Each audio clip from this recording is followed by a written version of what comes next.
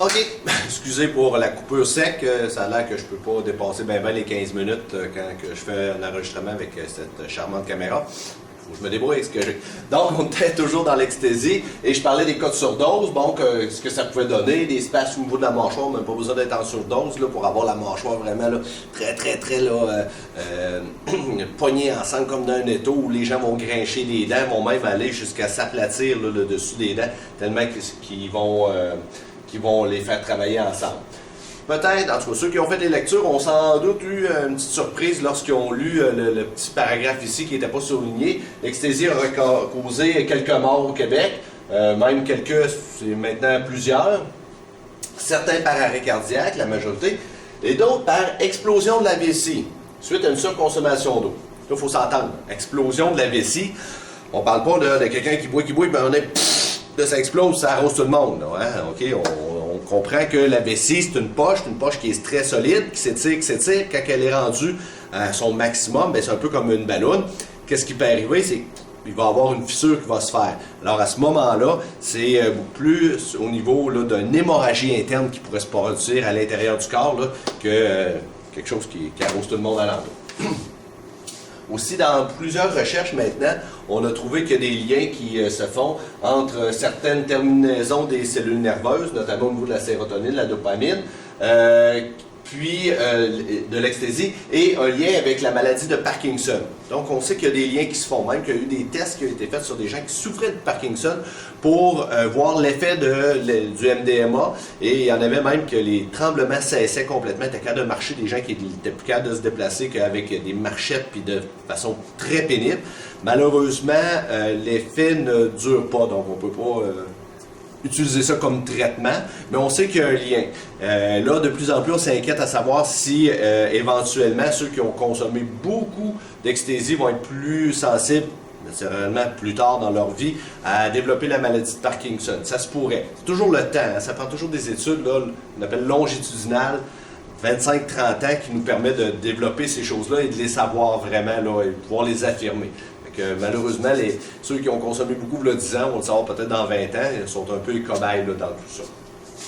Donc ça terminait pour le MDMA. Dans les produits importants de cette classe-là, on a le MDVP, les fameux sels de bain qui sont de plus en plus populaires, qu'on a beaucoup associé à la coke synthétique, la cocaïne synthétique.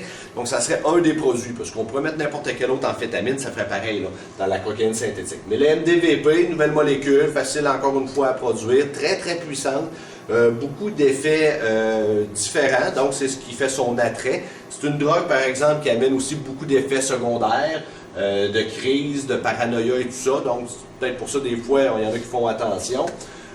C'est vendu habituellement sous forme de cristaux, c'est pour ça qu'on a appelé ça sel de bain. Ils vendaient ça sur internet pratiquement de façon légale, comme étant qu'est-ce qu'on met dans un bain là, pour avoir une bonne odeur et tout ça, là. Donc c'est un peu de là que vient le terme sel de bain. Rarement, c'est juste du MDVP. Dans ce produit-là, on va souvent rajouter de la catinone et de la méphédrone, qui sont des produits qui ont aussi des effets euphorisants, des effets hallucinogènes. Ce qui fait que ça devient là, un bon cocktail là, pour pouvoir avoir des psychoses et tout ça. C'est tous ces effets-là. Le cas le plus connu, l'MDVP, était sans doute le cas là, de la personne qui aurait agressé un itinérant en Floride puis qui a essayé de manger à la face, là, qui aurait fait du cannibalisme. Finalement, on a su, après les analyses toxicologiques, qu'il n'y en avait pas dans son corps, mais c'est là que vraiment cette drogue-là en Amérique a été connue, là. Mais bon, ça reste quand même une drogue qu'on ne retrouve pas tant que ça, mais elle peut être de plus en plus présente si on voit que c'est facile, c'est payant d'en faire et que les gens ont un attrait pour un produit qui est aussi fort que ça.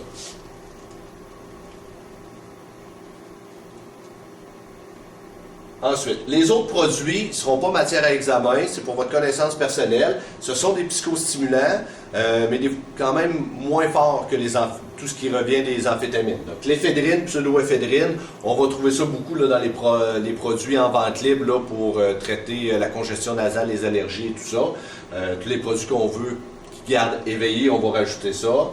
On va parler aussi de créatine, qui utilise beaucoup de sportifs. C'est un stimulant. Même chose pour ce qu'on retrouve dans les boissons énergisantes, guarana, taurine, c'est tous des produits qui ont une faculté de stimuler le système nerveux central. Donc ça, c'est juste pour votre connaissance personnelle. Au niveau des effets, là c'est un bout qui est important de connaître.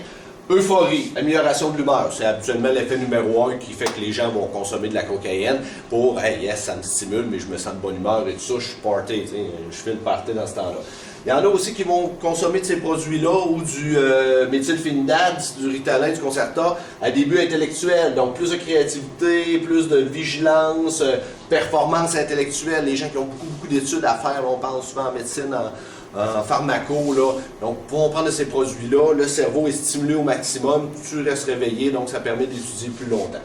Au niveau physique, bon, rythme cardiaque, augmentation de la pression artérielle, ça va de soi. Augmentation de la température corporelle, ça c'est un des éléments qui peut causer beaucoup de problèmes. Donc le corps, on sait c'est autour de 37 degrés, 37 à 38 degrés qu'on est habituellement. Si je prends un produit comme ça, je monte à 39, 40, ça se peut sous l'effet du produit, je ne le sens pas trop, malgré qu'à 40, on commence à avoir des points noirs un peu partout. Là. À 39, c'est comme si on faisait de la fièvre, mais je suis dans une ambiance où ça danse, ça bouge, ça se peut que je ne le vois pas. Mais si je bois au-delà de 40, c'est là que ça peut être dangereux. C'est un humain, là, un adulte, là, habituellement rendu à 44, la personne va décéder là, parce que le corps n'est plus capable de fonctionner, les organes internes, là, sont, notamment le cœur, là, va lâcher. Un enfant pourrait se rendre plus loin que ça, c'est étonnant hein, de constater ça, surtout un bébé.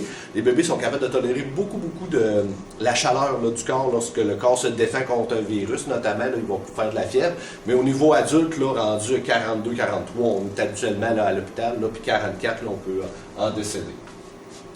Le signe qu'on va reconnaître le plus facilement, dilatation des pupilles, même dans un environnement très éclairé comme celui que je suis présentement. Si j'avais pris des amphétamines, j'aurais des grosses pupilles. Puis sans doute que je plisserais des yeux comme ça parce que j'aurais trop de lumière qui rentrait à l'intérieur. Donc ça, c'est un effet qui peut nous aider à reconnaître quelqu'un qui a consommé là, des speeds. L'appétit va être limité, les tics faciaux, donc les grincements des dents, les babines, les gens vont vraiment là, faire beaucoup de mimiques là, par rapport à ça. Bon, ça regarde réveillé, on le sait. Beaucoup de préoccupations de sa personne, confiance en soi exagérée. Donc, on peut penser que c'est une hausse de la dopamine, de la sérotonine qui fait que les gens se sentent importants. Puis là, ils ont vraiment là, une confiance en soi là, qui n'est pas naturelle chez eux. Donc ça, on voit beaucoup ça. C'est une autre des raisons principales pour lesquelles certaines personnes vont consommer. Quelqu'un qui ça fait bien pour lui parce qu'il est inhibé, là, ça c'est la drogue idéale là, à ce moment-là. Là, elle devient dégénée, puis là, elle peut aller parler aux gens, puis elle ne capotera pas tout seul dans son coin. Besoin de faire du blabla, donc les gens qui consomment des speeds vont parler, souvent pour rien dire. On va appeler ça souvent de la diarrhée verbale, là, tellement que ça sort. Là. Et le risque de dépendance psychologique, très très fort. Quand je consomme de façon régulière, qu'est-ce qui va se passer? Dans un premier temps, je vais développer de la tolérance à l'euphorie. Rapidement, le gros high que j'avais là, lorsque j'ai commencé, là, puis que j'ai eu bien du fun, ben, les gens vont essayer de le retrouver, mais c'est ce qui va disparaître le plus vite. Donc, je dois augmenter mes doses. Fait que ça va amener d'autres problèmes. La psychose toxique, ça c'est très fréquent et c'est ce qui cause le plus de tort aussi. Les gens vont commencer à avoir des hallucinations visuelles, donc des flashs un peu partout. Là. Ou auditives, ils vont entendre des bruits, il y en a qui vont entendre même des voix. Là. Ça devient, là, on n'est pas loin de la psychose. Là. Et les hallucinations tactiles, ça fait partie surtout des gens qui prennent de la cocaïne, il y en a qui vont avoir ça. Là. Vont sentir qu'ils ont comme des bébites en dessous de la peau. Ils vont appeler ça les coke bugs. Fait que là, ils vont se gratter. Il y en a qui vont même utiliser un couteau, puis se rendre au sang et même plus creux, là, parce que là, ils se mettent à paranoïer là-dessus. C'est vraiment une hallucination. Ils pensent qu'ils ont une bébite en dessous de la peau. Fait que ça vire sur des délires paranoïdes. Les gens se mettent dans des états de paranoïa très forts. Ils vont se dire poursuivis par le FBI, la CIA, comme si c'était des gros narcotrafiquants, alors que c'est des petits consommateurs de rue. Là, ils sont vraiment là-dessus là, très préoccupés. Ça va un peu avec la préoccupation de la personne, sentiment de puissance. Il y en a qui vont devenir violents nécessairement. Quand tu es primé comme ça, à un moment donné, ça déboule là-dessus. Au niveau physique, je mange plus. Donc, puis quand je mange, souvent, je me nourris très mal. Je vais perdre du poids. Je peux avoir des problèmes au niveau de la vision qui devient embrouillée, difficulté même à uriner. Les tics faciaux vont être constants, même quand la personne n'est pas en état de consommation directe. Là, ça va pouvoir continuer à avoir ces tics-là, surtout avec de la nervosité mélangée à ça. Quelqu'un qui sniffe beaucoup de coke va avoir des problèmes au niveau nasal. Ça peut aller jusqu'à une perforation complète là, du cartilage qu'on a au bout du nez. Il faut comprendre que le nez, il y a un os, il est en haut, mais après ça, le bas, c'est un cartilage. Donc, ça s'use plus facilement. Pas besoin d'avoir de vitre, pas besoin d'avoir d'Ajax dans la cocaïne pour que ça fasse ça. C'est juste le frottement de la poudre à toutes les fois qu'elle passe. Ça finit par percer un trou, puis personne ne peut se passer de l'un d'un bord à l'autre, effectivement. Ça peut aller jusque-là. Si on fume beaucoup de crack, notamment, là, c'est des problèmes au niveau respiratoire. Les gens vont tousser. Il y en a qui vont dire, ça n'a pas été prouvé scientifiquement, que ça pourrait aller jusqu'à faire de l'eau sur les poumons. Donc, on comprend qu'il peut y avoir des problèmes respiratoires. Si je m'injecte, ben là, ça va être des infections qui vont être transmises au même titre que quelqu'un qui s'injecte de l'héroïne, donc sida, hépatite et tout ça, on peut voir ça arriver. Au niveau de la peau, comprendre que quelqu'un qui mange mal, qui se nourrit mal et qui consomme de ces produits-là, ça affecte les vitamines, notamment la vitamine E, vitamine C, D, le calcium. Donc, ça vient vraiment beaucoup magané au niveau de la peau. Il y a des gens qui vont faire beaucoup d'acné à ce niveau-là. Les photos qu'on voit souvent sur Internet, là, avant, après la consommation de crack, là, ils n'ont pas eu besoin de passer ça au Photoshop. C'est très fréquent de voir ça. C'est pas juste le produit, c'est en grande partie le produit, mais il y a tout le rythme de vie aussi qui fait qu'à un moment donné, tu as l'air plus d'un zombie que d'autre chose. Les gens vont développer des désordres affectifs, donc l'humeur qui fluctue, vont être agités, vont être irritables, beaucoup d'anxiété, beaucoup d'insomnie. C'est sûr qu'à la longue, c'est un produit qui va maganer à cause du rythme de vie qu'on va développer. Je décide d'arrêter. Habituellement, les gens arrêtent de façon assez brutale après une grosse brosse de 3-4 jours là-dessus. Là, ils n'ont plus d'argent et tout ça. Qu'est-ce qui va se passer? C'est pas toujours un arrêt volontaire. Là. Il va y avoir ce qu'on appelle le crash. Là, la chute brutale. Pendant 4 à 6 jours, les gens vont être très dépressifs. Vous voyez, ça, c'est un effet rebond du produit. Parce que, normalement, ça rehausse mon estime de soi et tout ça, je suis de bonne humeur. Là, contraire. Hypersomnie. Donc, je dors beaucoup. Léthargie. Finalement, c'est tous des effets rebonds. Irritabilité, même chose, OK? Grande faim. Tout ça, ce sont des effets rebonds. Ça fait toute partie de ce qu'on appelle le crash. Là, je vis pendant une semaine, là, vraiment. Là, je suis une locumène. Je veux bouger, je veux dormir. Je me lève, j'ai faim, je mange tout ce que je trouve. Puis après ça, ben, ça va prendre un certain temps avec le corps remonte là, à sa phase normale. L'autre effet qu'on va voir très fréquemment, là ça va être plus au niveau psychologique, c'est le craving. Et ça, le craving, il va durer très longtemps. C'est ce qui fait que les gens ont de la difficulté à se débarrasser d'un produit comme ça, lorsqu'ils en sont dépendants depuis plusieurs mois, plusieurs années. C'est que là, la dépendance est très sévère, là, on y pense constamment, là, tout ce qu'on voit est associé à ça, la moindre petite poudre blanche, là, on l'associe à la cocaïne, la moindre petit médicament, quasiment une vitamine pierre à feu, on va l'associer à des amphétamines. Donc, ce besoin-là de consommer à nouveau pour se sentir bien, pour sentir quelqu'un, pour être là, yes, fier de nous autres, il reste présent très longtemps. Okay? C'est ce qui est la difficulté qu'on va vivre là, avec ce produit-là. Donc, ça met un terme aux stimulants, qui sont quand même une des grosses classes là, qu'on a à étudier dans ce chapitre-là. Vous allez avoir sur Omnivox un petit formatif, même chose, un texte, vous identifiez à l'intérieur les effets aigus, les effets chroniques, les symptômes de sevrage. Il y a 2 personnages là, dans le formatif qu'on vous envoie, donc chacun vit ses affaires. Donc soulignez-les, indiquez si c'est un de ces effets-là, lequel est-ce. Faites attention, des fois il y en a qui sont marqués qui n'en sont pas nécessairement. Pourrait peut-être être, mais on ne les a pas identifiés dans nos notes de cours, fait que tombez pas dans le piège. Pour ce qui est du chapitre, là, pas le chapitre, mais la partie suivante, ça serait les opiacés.